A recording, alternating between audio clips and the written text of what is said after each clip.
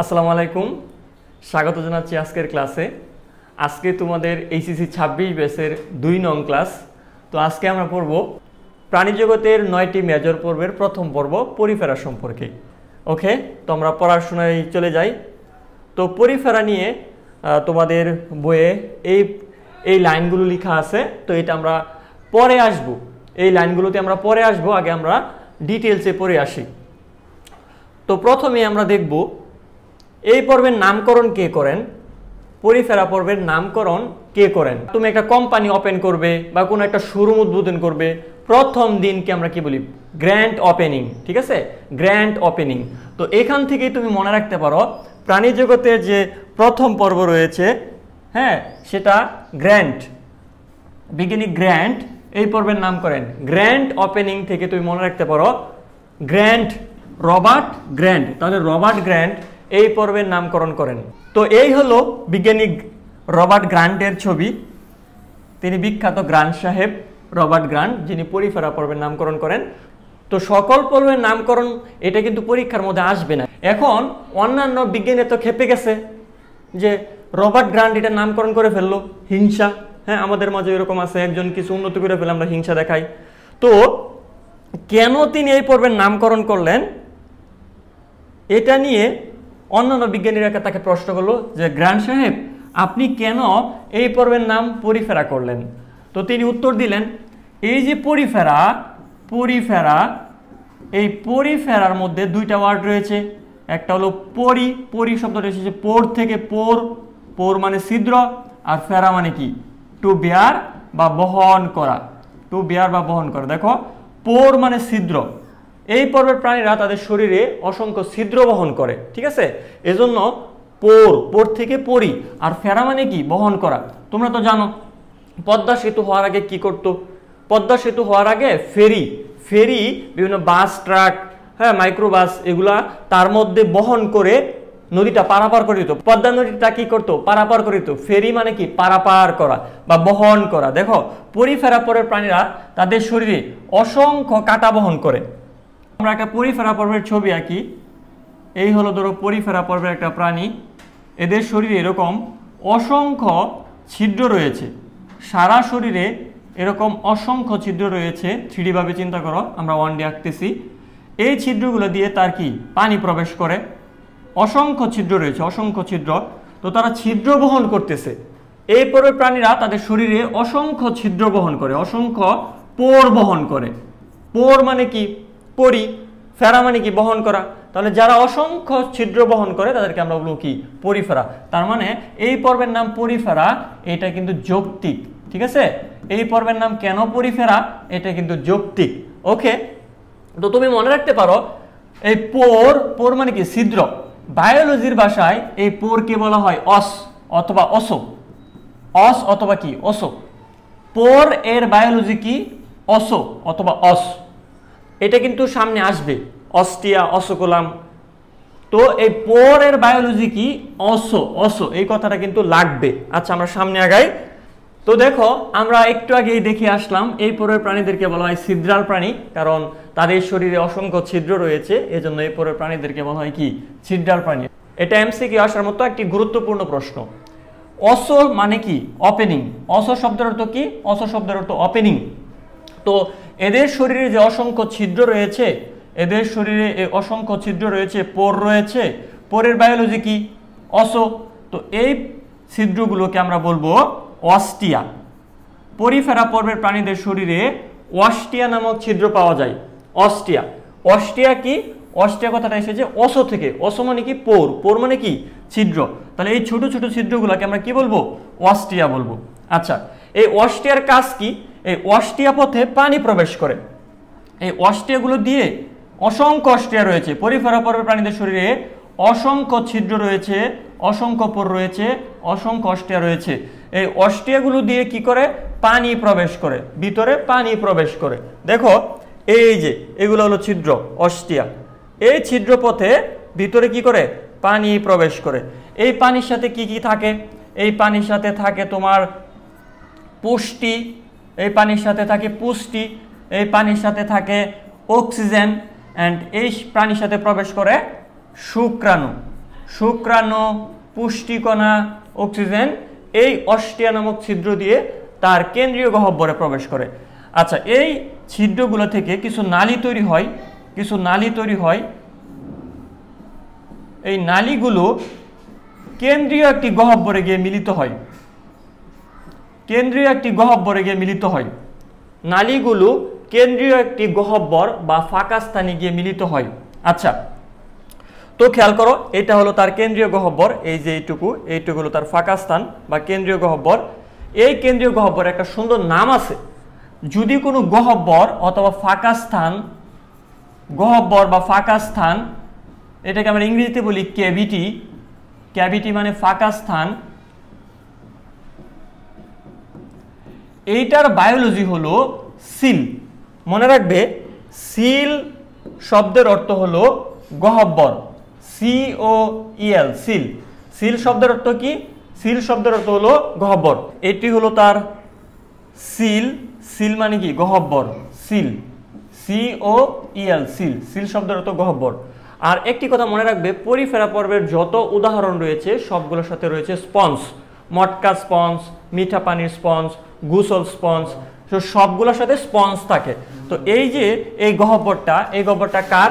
স্পঞ্জের। আর seal মানে কি? গহ্বর, এজন্য এই গহ্বরটার নাম হলো স্পঞ্জোসিল নামক গহ্বর থাকে। দেখো, সিল মানে গহ্বর, কার গহ্বর? স্পঞ্জের গহ্বর। তাহলে এখানে দুটি ওয়ার্ড রয়েছে, স্পঞ্জ অ্যান্ড গহ্বর। গহ্বর মানে কি? সিল। তো দুটি ওয়ার্ডকে বায়োলজিতে সংযুক্ত করার জন্য মাঝখানে কি দেওয়া লাগে? ওকার দেওয়া লাগে। তাহলে কি হবে? স্পঞ্জোসিল।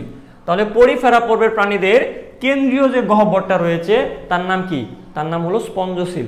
আচ্ছা, তো তাদের মধ্যে দেখো, এখানে ছিল অস্টিয়া পথে পানি প্রবেশ করে, একটি নালী দিয়ে পানিগুলো ভিতরে যায়,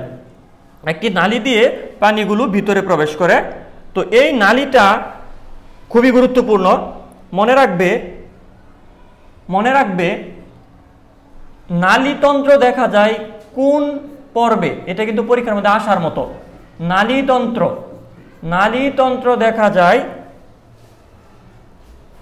কোন পর্বের প্রাণীতে? এটা খুবই গুরুত্বপূর্ণ একটি MCQ।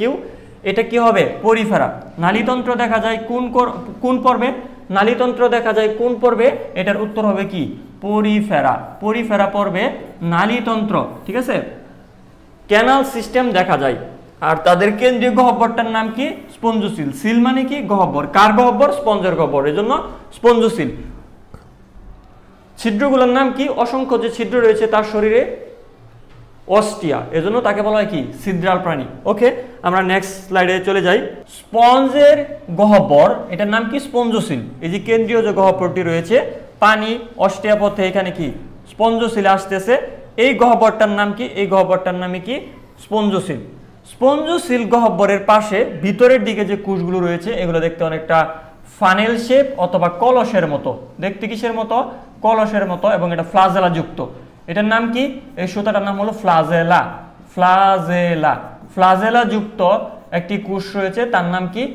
কলার কোষ বা কোয়ানোসাইট। কলার কোষ, অথবা এটাকে আমরা বলতে পারি কোয়ানোসাইট। এটাকে কেন কোয়ানোসাইট বলে আমরা দেখব। কোয়ানো শব্দের অর্থ হলো তোমার ফানেল, হ্যাঁ। আর এটা অনেকটা দেখতে কুপির মতো। দেখো, গ্রামাঞ্চলে যে কুপিগুলা ইউজ করা হয়, কেরোসিনের কুপি, ঠিক আছে, এটা দেখতে অনেকটা ওরকমই। তো কোয়ানো শব্দের অর্থ তোমার কুপি অথবা ফানেল। তো এটা দেখতে ফানেলের মতো অথবা কুপির মতো, এজন্য এটার নাম কি? কোয়ানোসাইট। এটা কি যুক্ত? ফ্লাজেলা যুক্ত। এটার আরেকটা নাম কি? কলার কোষ। আচ্ছা, আমরা দেখব। তো কলার কোষ বলো তো কোন ত্বকে থাকে? অন্তত্বকে, ভিতরে দিকে কিন্তু কলার কোষ থাকে। আচ্ছা, আর দুই তলের মাঝখানে, অন্তত্বক এবং বহিত্বকের মাঝখানে কিন্তু কিছু গ্লো থাকে, কিছু আঠা থাকে, এদেরকে মেসোহিল বলে। এগুলো সামনে আসবে। এটা হলো কি? অন্তত্বক। এটা কি? বহিত্বক। অন্তত্বক এবং বহিত্বকের মাঝে কিছু গ্লো থাকে, কিছু আঠা থাকে, এদেরকে মেসোহিল বলে, ঠিক আছে। আচ্ছা, এগুলো আমরা সামনে দেখব। তারপর দেখো নেক্সট,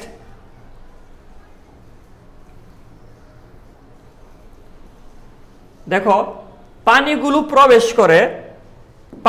প্রবেশ করে অস্টিয়া নামক ছিদ্রপথ দিয়ে। অস্টিয়া নামক ছিদ্রপথ, অসংখ্য অস্টিয়া রয়েছে, এগুলো দিয়ে পানি প্রবেশ করে। পানির সাথে অক্সিজেন, শুক্রাণু, পুষ্টি এগুলো প্রবেশ করে। ডিম্বাণু কিন্তু প্রবেশ করে না, কারণ ডিম্বাণু সবসময় কি থাকে? নিশ্চল থাকে। ডিম্বাণুর মধ্যে কোনো রকমের ফ্লাজেলা টাজেলা নেই, এজন্য সে কি থাকে? নিশ্চল থাকে। আর শুক্রাণু কি করে? মুভমেন্ট করে। আচ্ছা, তো দেখো এই যে পানিগুলো প্রবেশ করতেছে, এই পানিগুলো কিন্তু প্রবেশ করে ভিতরে যাচ্ছে। কোথায় যাচ্ছে? স্পঞ্জোসেলে গিয়ে জমা হচ্ছে। তো জমলেই তো হবে না, এগুলো বের করতে হবে। তো একটা কেন্দ্রীয় বড় গহ্বর রয়েছে, যে বড় গহ্বরটি দিয়ে পানি বের হয়, একটি গহ্বরে রয়েছে। এটাকে কি বলে? অস্কুলাম বলে। এটাকে কি বলে? অস্কুলাম। দেখো আমরা জানি কোনো কি ছিদ্রকে কি বলে? অস বলে। অস বা অস, ঠিক আছে? তাহলে অসকুলাম। আমযুক্ত শব্দ সবসময় কি হয়? একবচন হয়। কোন শব্দের শেষে আম আছে, তার মানে সেটা একবচন। ই থাকলে কি? বহুবচন। যেরকম মাইক্রোবিলাই বহুবচন, মাইক্রোবিলাস একবচন। আস অথবা আম থাকলে একবচন বোঝায়। ই থাকলে কি বোঝায়? ই থাকলে বহুবচন বোঝায়। এগুলো তোমরা পারো, এগুলো তোমাদেরকে পড়ানো হয়েছে। তো দেখো যে গহ্বরটি দিয়ে বা যে ছিদ্রপথ দিয়ে পানি বের হয় তাকে কি বলে? অস্কুলাম। এটি কয়টা? একটি। অস্টিয়া রয়েছে অসংখ্য, বাট অস্কুলাম কিন্তু সংখ্যায় একটি। অস্কুলাম দিয়ে কি হয়? পানি বের হয়। পানি প্রবেশ করে না, পানি নির্গত হয় বা বের হয়। পানি নির্গত হয়। অস্কুলাম দিয়ে পানি নির্গত হয়। ওকে, আচ্ছা, তারপর দেখো পোরোসাইট।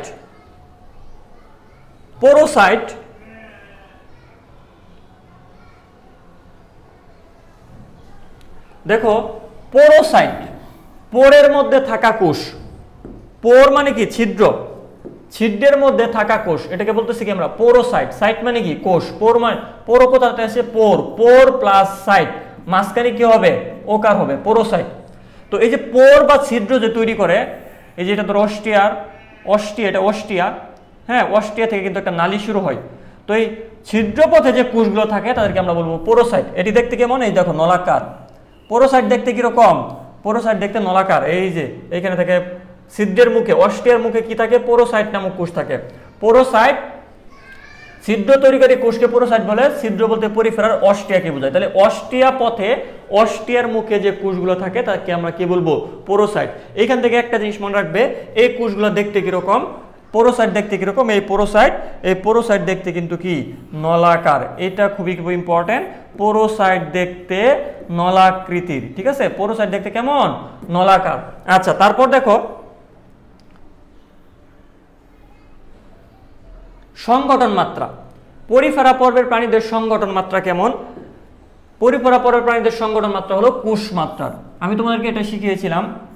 কোষ অনেকগুলো মিলিত হয়ে তৈরি করে টিস্যু, অনেকগুলো টিস্যু মিলে তৈরি করে অঙ্গ, অনেকগুলো অঙ্গ একত্রিত হয়ে তৈরি করে তন্ত্র, তাই না?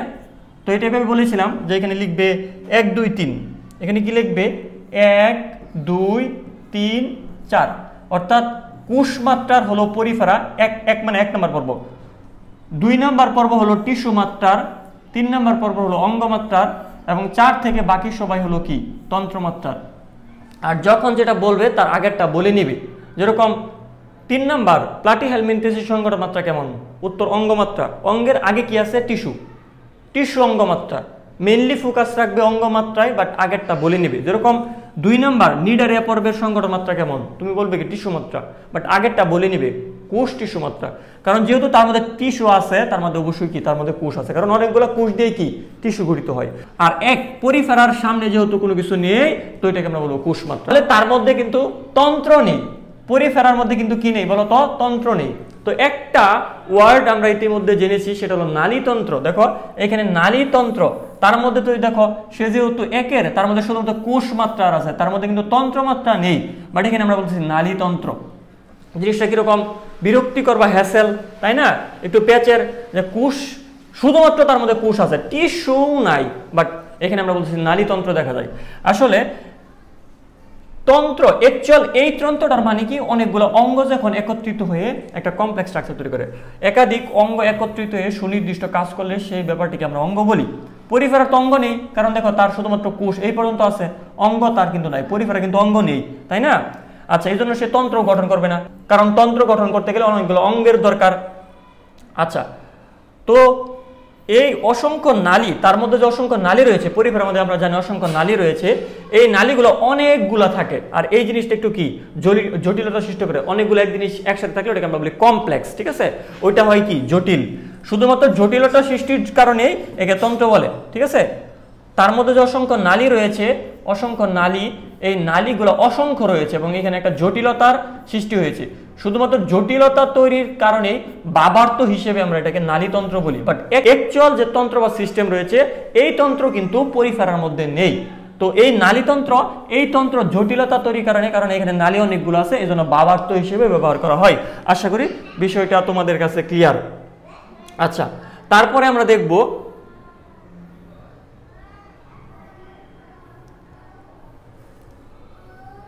দেখো এই নালীতন্ত্র, তারপর দেখো এই যে নালীতন্ত্র, যেটা আমরা একটু আগে দেখে আসলাম, নালীতন্ত্র পরিফেরা প্রাণীদের মধ্যে পাওয়া যায় নালীতন্ত্র।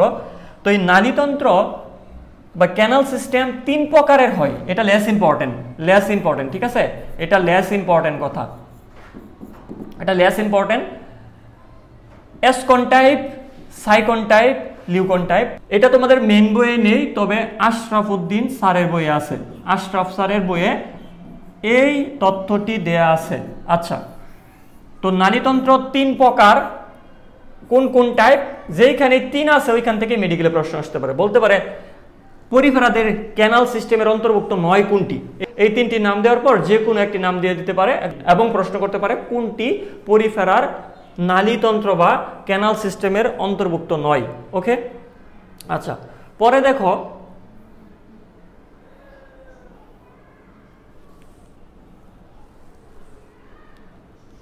পিনাকোডার্ম। পরে দেখো পিনাকোডার্ম এবং পিনাকোসাইট নামে 2টা টার্ম রয়েছে। পিনাকো শব্দের অর্থ আউটার বোঝায়, পিনাকো শব্দের অর্থ কি বোঝায়? আউটার বোঝায়। সাইট মানে কোষ, আর ডার্ম মানে কি? ত্বক বা স্তর, লেয়ার। ডার্ম মানে কি? লেয়ার বোঝায়, লেয়ার। তো দেখো পিনাকো শব্দ তো স্কিন, এটা বাইরের দিক বোঝায়, কারণ আমাদের স্কিন সবসময় কি থাকে? বাইরের তলে থাকে। এটা কি? আউট বোঝায়। স্কিন কোথায় থাকে? আউটের দিকে থাকে। দেখো আমাদের শরীরের বাইরের দিকে কি স্কিন আছে। আর ডার্ম মানে কি? লেয়ার বোঝায়। পরিফেরার দেহের বাহিরের ত্বকে যে কোষ দ্বারা গঠিত তাদেরকে বলে পিনাকোসাইট। পিনাকোসাইট বাহিরের দিকে যে কোষগুলো থাকে, এই যে এখানে দেখো 2টা ত্বক, এটা হচ্ছে কি? ভিতরের ত্বক, এটা হলো কি? বাহিরের ত্বক। এটা বাহিরের ত্বক, এটা কি? ভিতরের ত্বক। তো বাহিরের ত্বকে যে কোষগুলো রয়েছে এই কোষগুলোকে আমরা বলবো পিনাকোসাইট। আর অসংখ্য পিনাকোসাইট একত্রিত হয়ে, অসংখ্য পিনাকোসাইট যখন একত্রিত হয় তখন একটা অবিচ্ছিন্ন স্তর বা আবরণ তৈরি করে, তাকে বলা হয় কি? পিনাকোডার্ম। সাপোজ একটা দেয়াল, এই দেয়ালটা তৈরি করে কি? অসংখ্য ইট। তো এখানে পিনাকোসাইটগুলো হলো ইট। অনেকগুলো পিনাকোসাইট মিলে কি তৈরি করবে? পিনাকোডার্ম তৈরি করবে। পিনাকোডার্ম, পিনাকোসাইট এগুলো কিন্তু বাহিরের দিকের বৈশিষ্ট্য, ঠিক আছে? বহিঃত্বকে থাকবে। পিনাকোডার্ম, পিনাকোসাইট এগুলো কিন্তু কি? বাহিরের দিকে থাকে, ঠিক আছে? আচ্ছা, আর যে কোনো জিনিস বাইরে থাকলে সেটার কাজ কি? পরিবেশের বাহ্যিক যে কোনো আঘাত, রাসায়নিক পদার্থের ক্ষতিকারক প্রভাব থেকে রক্ষা করা, ঠিক আছে? তাহলে যে কোনো আঘাত এবং কি অন্যান্য ক্ষতিকর রাসায়নিক পদার্থের প্রভাব থেকে একটা প্রাণীকে রক্ষা করা, এটাই হলো বাহিরের লেয়ারের কাজ, অর্থাৎ পিনাকোডার্মের কাজ। আর পিনাকোডার্ম কি দিয়ে গঠিত হয়? পিনাকোডার্ম গঠিত হয় পিনাকোসাইট দিয়ে। আচ্ছা, তারপর আমরা দেখি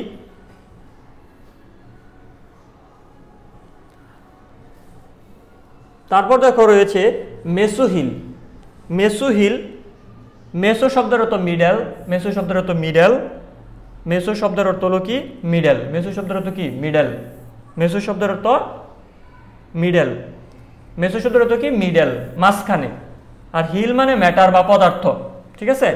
তো পরিফেরার পিনাকোডার্ম এবং মাঝখানেরটাকে আমরা বলি কোয়ানোডার্ম। আমরা এটা জেনেছি যে কোয়ানোসাইট ভিতর দিকে থাকে, স্পঞ্জোসিলের কাছাকাছি, স্পঞ্জোসিলের সংস্পর্শে থাকে।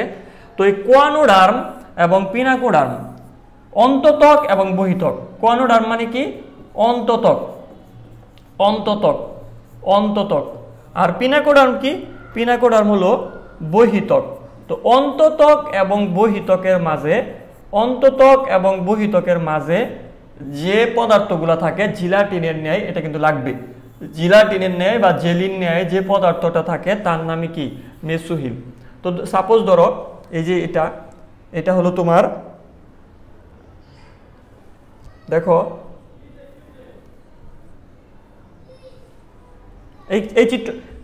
এই চিত্রটা খেয়াল করো, এইখানে দেখো এই যে এইটা কি সবচেয়ে ভিতরের লেয়ার, যেটাকে বলতেছি আমরা কোয়ানোডার্ম, ওইখানে কোয়ানোসাইট থাকে ফ্লাজেল আকৃতির, আর এটাকে বলতেছি আমরা পিনাকোডার্ম। এই দুই স্তরের মাঝখানে দেখো অসংখ্য কি রয়েছে? জেলির ন্যায় পদার্থ রয়েছে। এই ম্যাটারগুলোকে আমরা বলতেছি মেসোহিল, মাঝখানে থাকা পদার্থ মেসোহিল। এইটার অপর নাম মেসোগ্লিয়া অথবা প্যারেনকাইম বল, ঠিক আছে? মেসোগ্লিয়া, প্যারেনকাইম, মেসোহিল এগুলো মোটামুটি সেম। আচ্ছা, তারপর দেখো কোয়ানোসাইট ও কোয়ানোডার্ম। কোয়ানোসাইট এবং কোয়ানোডার্ম, ডার্ম মানে কি? লেয়ার। এটা কি লেয়ার? কোয়ানোডার্ম মানে কি? অন্ততকে কোন ধরনের কোষ থাকে? কোয়ানোসাইট নামক কোষ থাকে ফ্লাজেলা যুক্ত। এটা আমরা জেনেছি যে দেখো এইখানে দেখো এই যে ভিতরের ত্বকে কিছু কি ফ্লাজেলা যুক্ত কোষ রয়েছে, এই যে কলসির মতো দেখতে, অনেকটা কুপির মতো দেখতে। হ্যাঁ, এখানে আবার বিলাই থাকে, বুঝছো? এখানে কিছু বিলাই থাকে যেগুলা খাবারকে শোষণে সহায়তা করে। এইখানে একটা ফ্লাজেলা থাকে, এই যেটা হচ্ছে ফ্লাজেলাম, একটা ফ্লাজেলা, এজন্য আম। আর এটার নাম কি? কোয়ানোসাইট, ঠিক আছে? কোয়ানোসাইটের সাথে এমিবোসাইট পাশাপাশি নিচের দিকে থাকতে পারে। মেসোহিল এরিয়াতে এই এমিবোসাইট নামক কোষ থাকে, আর কোয়ানোডার্ম লেয়ারে অন্ততকে কি থাকে? কোয়ানোসাইট নামক কোষ থাকে। কি যুক্ত? ফ্লাজেলা যুক্ত। এটা দেখতে কিসের মতো? কুপির মতো অথবা কি কলসির মতো। এটা দেখতে কুপির মতো অথবা কি কলসির মতো, ফ্লাজেলা যুক্ত কোষ। আচ্ছা, কোয়ানো শব্দ তো ফানেল অথবা কুপি, সাইট মানে কোষ, এটা জানো। পরিফেরার ভেতরের ত্বকে, এটা হচ্ছে কি অন্ততকে, যেখানে লেখা আছে অন্ততকে ফানেল আকৃতির যেসব কোষ পাওয়া যায় তাদেরকে কি বলে? কোয়ানোসাইট। কোয়ানোসাইট আর একটা নাম কি? কলার কোষ। কারণ কি দেখো এই যে দেখো এইখানে কিন্তু একটা সবগুলা জিনিস মিলে একটা কলারের সৃষ্টি হয়েছে, কলারের।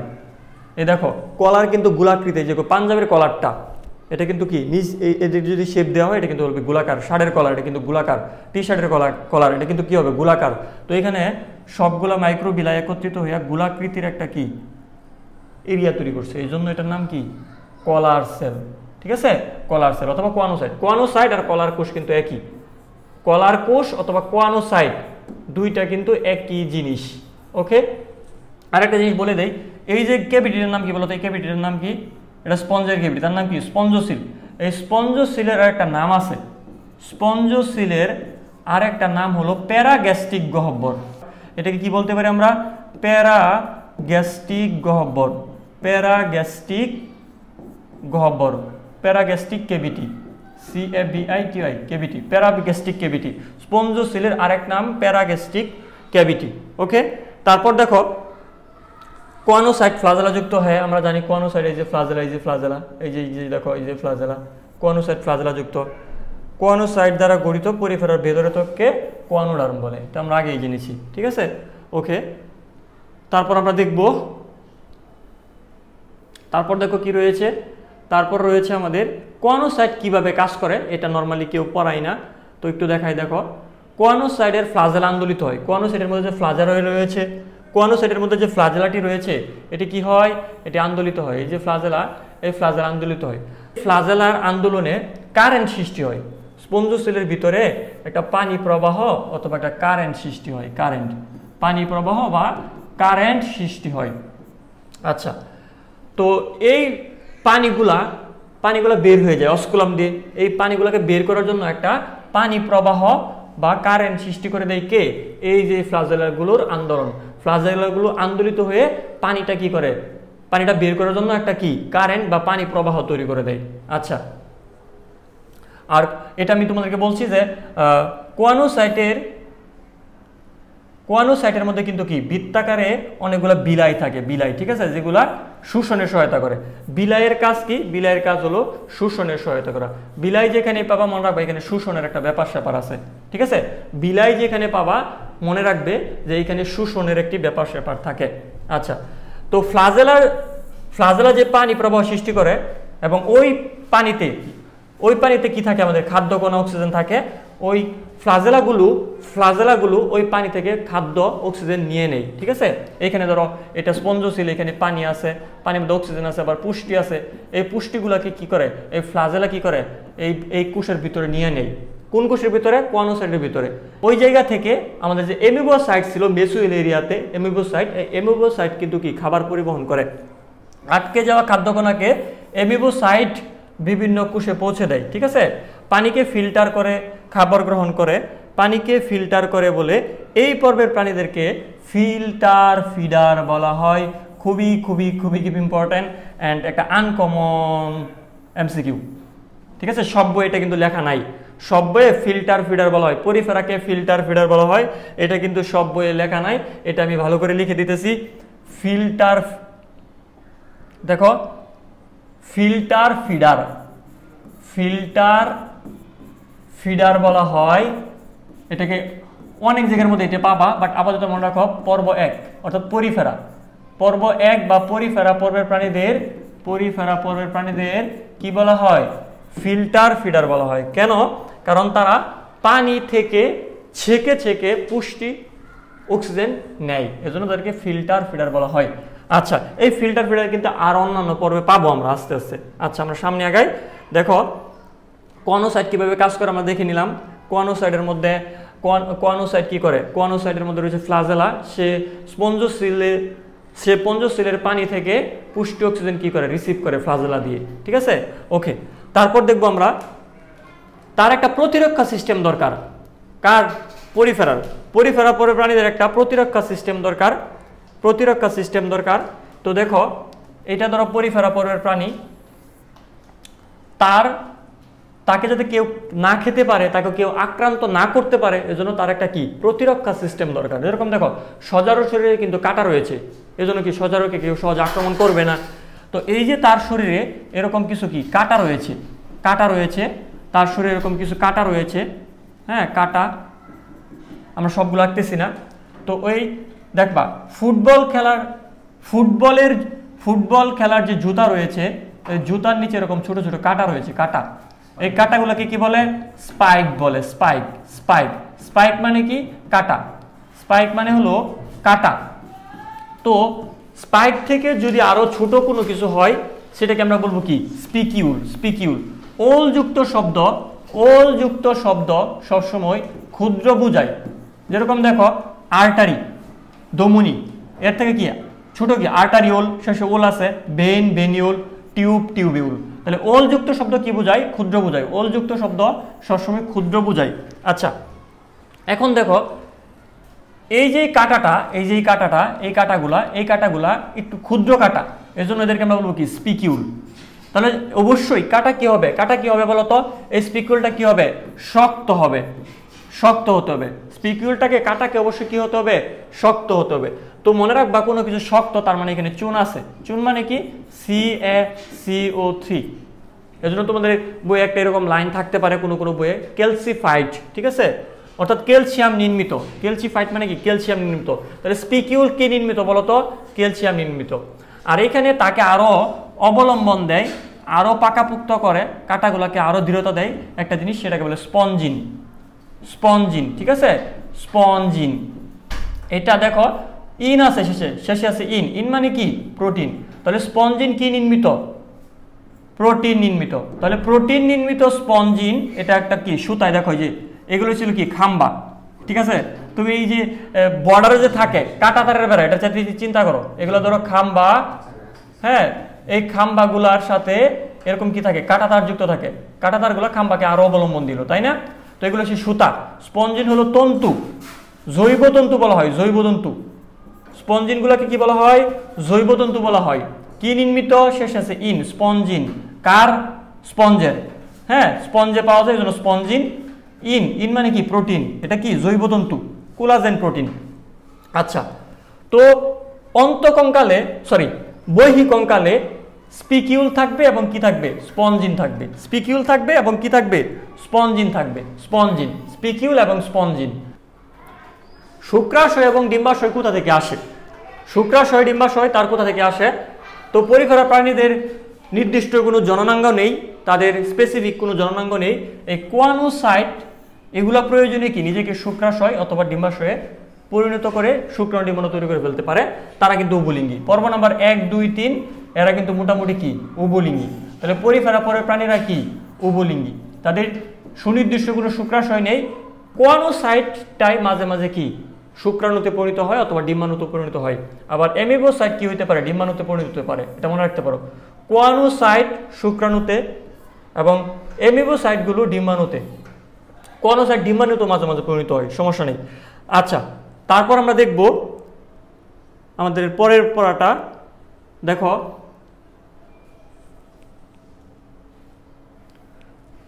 তাদের মধ্যে স্বনিষেক ঘটে না, তাদের মধ্যে স্বনিষেক ঘটে না। কেন? তারা উভলিঙ্গী। তাহলে তো কি উভলিঙ্গী মানে কি একটা প্রাণী শুক্রাণু ডিম্বাণু তৈরি করে, বাট তারা কি করে না, তারা কখনোই স্বনিষেক ঘটে না। স্বনিষেক জিনিসটা কি দেখো, একটা প্রাণীর শরীরে যদি সেই শুক্রাণু করে, সেই শুক্রাণু তৈরি করে এবং সেই ডিম্বাণু তৈরি করে এবং তার শুক্রাণু দ্বারাই তার ডিম্বাণু নিষিক্ত হয়, তখন তাকে আমরা বলি কি স্বনিষেক। তো উভলিঙ্গী, তাহলে সেই শুক্রাণু তৈরি করে ডিম্বাণু তৈরি করে, বাট স্বনিষেক ঘটায় না। কেন ঘটায় না? কারণ শুক্রাণু এবং ডিম্বাণু ভিন্ন ভিন্ন সময় তৈরি হয়, একই সময়ে তৈরি হয় না। একই দেহে শুক্রাণু দ্বারা একই দেহের ডিম্বাণু নিষিক্ত হয় না, কারণ একই প্রাণীতে শুক্রাণু ডিম্বাণু ভিন্ন ভিন্ন সময়ে তৈরি হয়। এটা ধরো উভলিঙ্গী প্রাণী, উভলিঙ্গী প্রাণীতে শুক্রাণু ডিম্বাণু দুইটাই তৈরি হবে, বাট একই সময়ে তৈরি হবে না। যখন শুক্রাণু পরিপক্ক হবে তখন ডিম্বাণু নিষ্ক্রিয় অবস্থায় থাকবে, ইনএক্টিভ অবস্থায় থাকবে। যখন ডিম্বাণু অ্যাক্টিভ হবে তখন শুক্রাণু ইনএক্টিভ থাকবে। তাহলে কি তারা স্বনিষেক ঘটাবে না, বুঝছো? তারা স্বনিষেক ঘটাবে না, বাট তারা উভলিঙ্গী। আচ্ছা,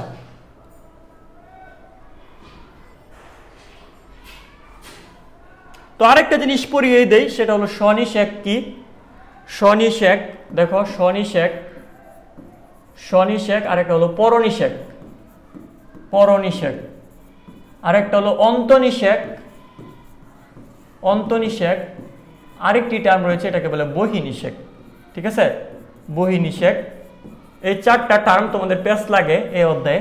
তো স্বনিষেক মানে ধরো একই প্রাণী, উভলিঙ্গী প্রাণী হতে হবে, শুক্রাণু ডিম্বাণু এবং একই দেহের শুক্রাণু দ্বারা একই দেহের ডিম্বাণুর সাথে মিলন, এটাকে বলো স্বনিষেক। নিজের শুক্রাণু দ্বারা নিজের শুক্রাণু নিজের ডিম্বাণুর সাথে মিলন, এটাকে বলো স্বনিষেক। পরনিষেক কি? ধরো এ একটা পুরুষ, এ একটা নারী, এটা ধরো পুরুষ, এটা ধরো নারী, সে দিল শুক্রাণু, সে দিল ডিম্বাণু, তাহলে দুইজনের শুক্রাণু ডিম্বাণু একজনের না, কিন্তু একজনের শুক্রাণু আরেকজনের ডিম্বাণু, দুইজন, দুই পার্সন, এটাকে বলবো আমরা পরনিষেক। অন্তনিষেক কি? ধরো আমাদের মানুষের ক্ষেত্রে কি হয়, শুক্রাণু ডিম্বাণুর মিলন কোথায় হয়? দেহের ভিতরে। অন্তনিষেক মানে দেহের ভিতরে ঘটবে, এটা কি হবে?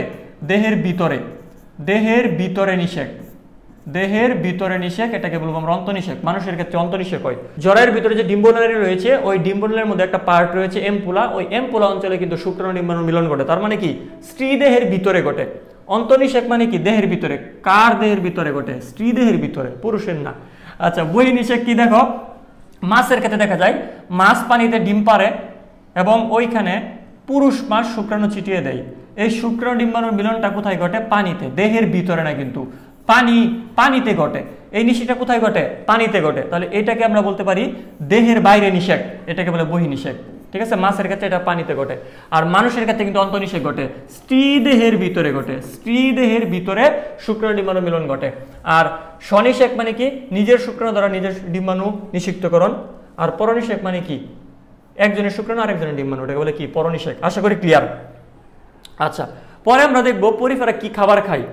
পরিফেরারা কি খাবার খায়? দেখো পরিফেরাদের খাবার, পরিফেরারা পানিতে ভাসমান ব্যাকটেরিয়া খায়, অন্যান্য বিভিন্ন জৈব ভগ্নাংশ খায়। তাদেরকে কে খায়? মানে পরিফেরাদেরকে কে খায়? দেখো বিভিন্ন মাছ, সামুদ্রিক কচ্ছপ, কাছিম, এরা পরিফেরা পর্বের প্রাণীদেরকে ভক্ষণ করে। যদিও তাদের মধ্যে কি রয়েছে? স্পিকিউল রয়েছে, কাঁটা রয়েছে। এই স্পিকিউল থাকার কারণে কিন্তু এটা শিকারীদের কাছে পরিফেরা পর্বের প্রাণীরা কিন্তু কি পছন্দের খাবার না। ঠিক আছে, তো এটা প্রতিরক্ষা। স্পিকিউল কি একটা প্রতিরক্ষা, প্রতিরক্ষা থাকার কারণে তাদেরকে কি অন্যান্য প্রাণীরা খেতে পাচ্ছে না। লার্ভা দশা খুব ইম্পর্টেন্ট। এমপি ব্লাস্টোলা এবং প্যারেনকাইবুলা নামক লার্ভা রয়েছে এদের। এমপি ব্লাস্টুলা এবং প্যারেনকাইমুলা নামক দুইটা লার্ভার নাম আমরা দেখি। এমপি ব্লাস্টুলা, দেখো এমপি ব্লাস্টুলা, এমপি শব্দের অর্থ কি? উভয় বা বোথ। এমপি শব্দের অর্থ বোথ। তোমরা পড়বে পানি একটি অ্যামফিপ্রোটিক পদার্থ, পানি উভধর্মী।